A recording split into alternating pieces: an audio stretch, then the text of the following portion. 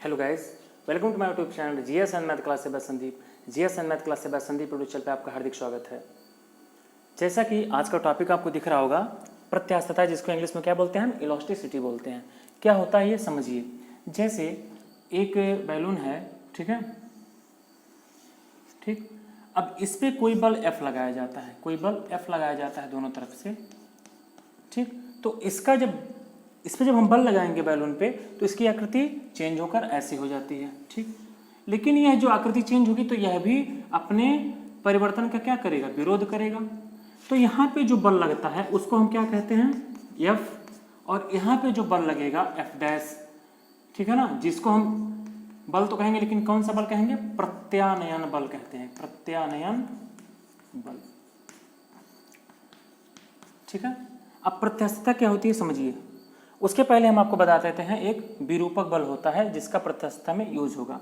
तो विरूपक बल क्या होता है, अब देखिए, जैसे जब किसी वस्तु की आकृति और आकार में चेंज होता है तो जो बल लगता है वो क्या कहलाता है, विरूपक बल उसे कहते हैं, ठीक है ना।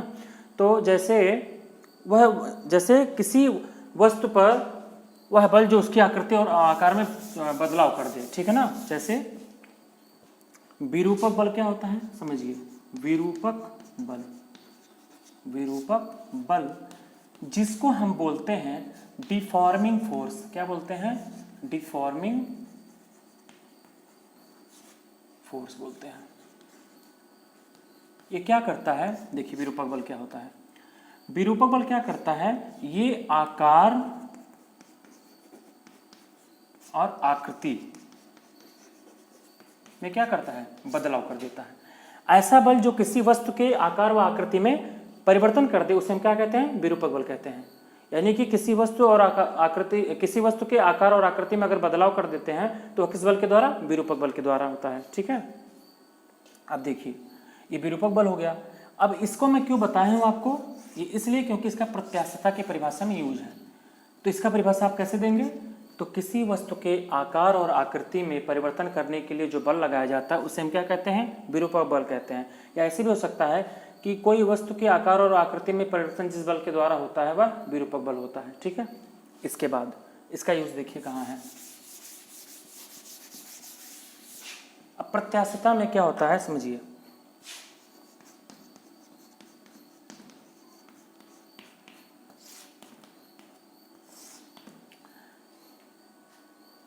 जब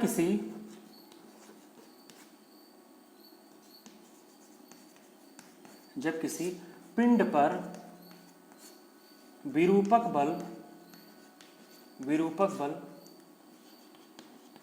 लगाते हैं, ठीक है ना,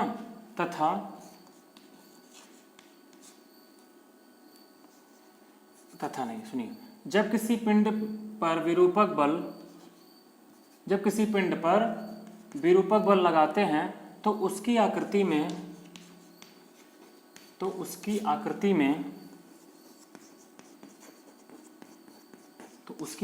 में परिवर्तन हो जाता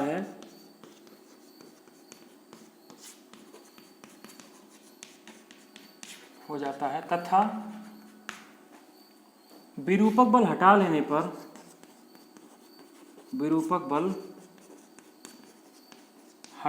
पर वह पुनः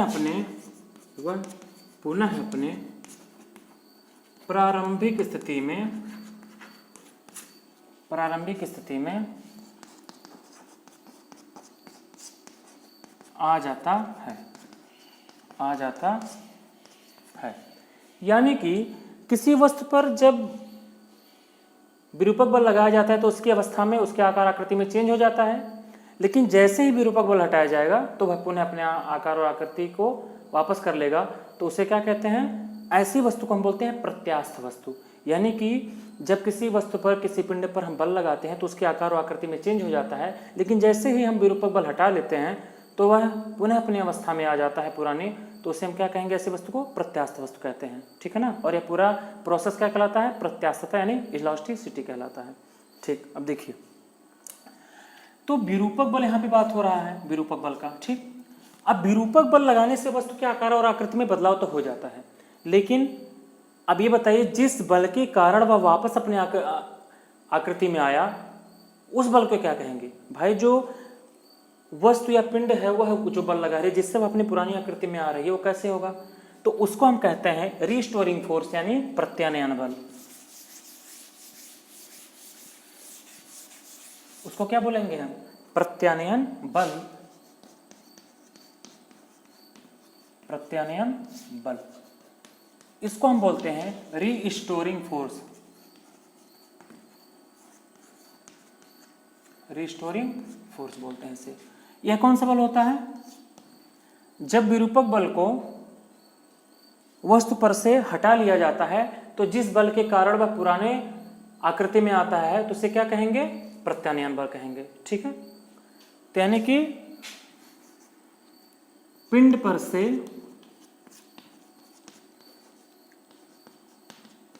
बल हटा लेने पर पिंड पर से, यहां पर रहेगा विरूपक, पिंड पर से विरूपक बल हटा लेने पर जिस बल के कारण पिंड वापस अपने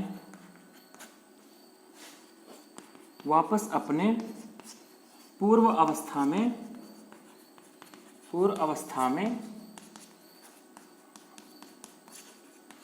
आता है।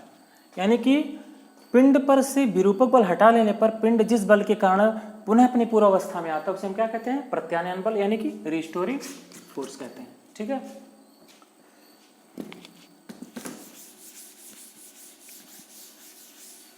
तो ये हो गया।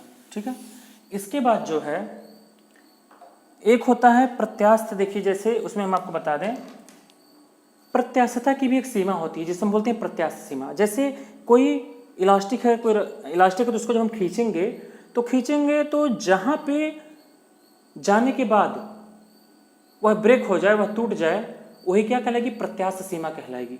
ठीक है ना, यानी कि जहां पे जाने के बाद वह टूट जाए उसी को बोलते हैं विभंजन बिंदु। ठीक है ना, उसी को क्या बोलते हैं? विभंजन बिंदु बोलते हैं, जहां पे जाने के बाद वह ब्रेक हो जाए, और वही क्या कहलाएगा? प्रत्यास्थ सीमा कहलाएगा। ठीक है ना, इसके बाद आता है सुघट्य या सुघट्यता यानी प्लास्टिसिटी, उसको बोलते हैं प्लास्टिसिटी, सुघट्यता।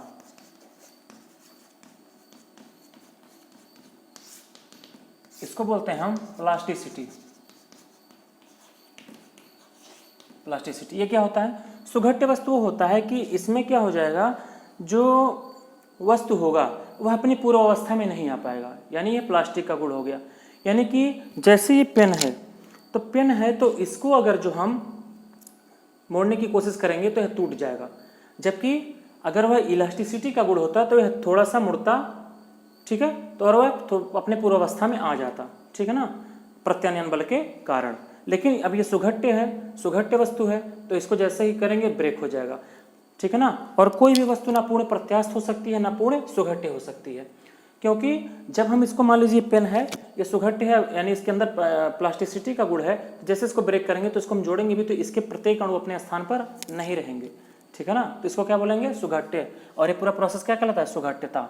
ठीक है ना, तो जो हो जाएगा तो कोई वस्तु क्या हो जाएगा? पूर्ण प्रत्यास्थ नहीं हो सकता। यहाँ पे हो जाएगा कि कोई वस्तु ना तो पूर्ण प्रत्यास्थ होती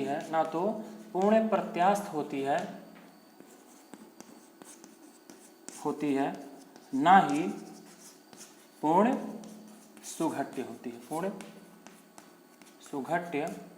होती है। ठीक है, जैसे इलास्टिक को जब हम खींच रहे थे तो इलास्टिक भी जब हम छोड़ रहे थे रबड़ को तो वह पूर्व अवस्था में आ जाता था, लेकिन उसके जो मॉलिक्यूल है उसके टोटल जो है जितने मॉलिक्यूल हैं वो टोटल अपने स्थान पर नहीं आएंगे। ठीक है ना, तो ये क्या कहलाएगा कि इसके अंदर क्या है? पूर्ण प्रत्यास्थता का गुण नहीं है, ना पूर्ण कोई वस्तु प्रत्यास्थ हो सकती है ना पूर्ण सुघट्य हो सकती है। ठीक है ना, तो आज के लिए इतना ही। छोटा सा वीडियो में कोशिश किया गया कि इसको आपको दिया जाए। तो वीडियो अच्छी लगे हो तो चैनल को लाइक करें, शेयर करें, सब्सक्राइब करें और ज़्यादा से ज़्यादा चैनल को प्यार दें। तो आज के लिए इतना ही। जय हिंद, जय भारत, थैंक यू।